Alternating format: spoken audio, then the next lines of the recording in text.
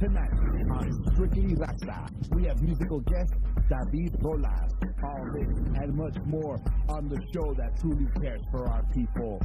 Strictly Raza. What's up, Raza? It's Ronnie, and welcome to Strictly Raza, the show made by Latinos for Latinos. You know the dealio. And my name is Krisha. And as always, we have a tight show for you tonight that's off the chain with SR's trademark ingredients, culture, music, and street knowledge. But hold on, that's not all. We also have everyone's favorite interviews with everyday Latinos. Fathers, mothers, tios. To us here at Strictly Raza, they're not just anybody, they're inspirational. When you first check out our next artist, you'll never stop to think that he truly has a heart of gold. Setting off his tough look in our exclusive Strictly Raza interview, it's Urban Regional's Bona Vista recording artist, David Rolas.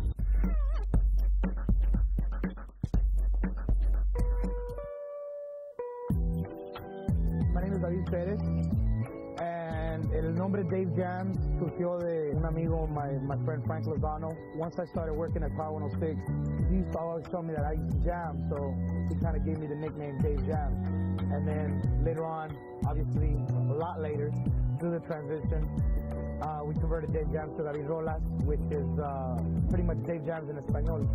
I was actually 13 when a friend of mine, Ace, DJ Ace, he asked me if I would go help him, DJ at some parties. He used to be a DJ, he had equipment, and he asked me if I would go with him to help him out, and he'd be able to break me off some cash and helping him out carry the equipment and all that. So I went, and he was actually the first one to give me the opportunity to jump on some turntables, and he showed me how to mix, he showed me the art of beat matching and how to cue the records, and at that time we were kind of messing around with these old turntables. They weren't even 1200s. They were like these old belt-driven turntables that you'd hold the record and the whole turntable would stop. I love the music and I love being able to play records. I remember I used to come in here and steal my dad's records, and he used to get mad at me because I used to take them to my boys' pad and I used to never bring them back because that's how we started building our collection of records. And I used to write a lot of poetry when I was a kid. So what I used to do is some of that poetry that I used to do, I started trying to put it to music. And my boy Ace one time asked me, he says, hey man, he says, that's a cool little, poem you wrote, why don't you put it to this beat? I got this little beat. He took his little sampler on the mixer and he started sampling these little loops.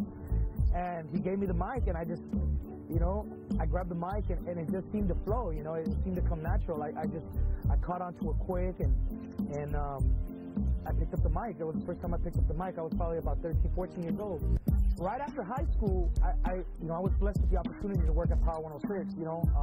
I met Frank Lozano at the Palace at a nightclub. They were doing Saturday night dance party at the Palace, and one of my friends, Butter, he actually went up to Lozano and he said, hey, my boy wants to be a DJ on the radio, and he wants to do radio, and he wants to do all this. Why don't you hook him up? And me lo presentó a Frank Lozano, and the rest is history. Frank actually took me in under his wing and took me to the radio station. I applied for an internship. After Power 106, after I left Power 106, I was there for a couple of years. I got to do a lot of things there, but I really got more into the DJing. I definitely broke big into the club circuit, and through my boy, Johnny Aftershock, he actually hooked me up to get a regular DJ gig at Sweet Sundays. But because of Sweet Sundays, I was fortunate enough to DJ at a lot of the big venues. We DJed at Vertigo, which was one of the biggest Hollywood hotspots, but it was in downtown LA. And then Prince bought the place to turn into Glam Slam, so we actually got to DJ there when Prince was there at the club a couple of times, so that was real cool. That actually opened a lot of doors for me because I got to meet a lot of people.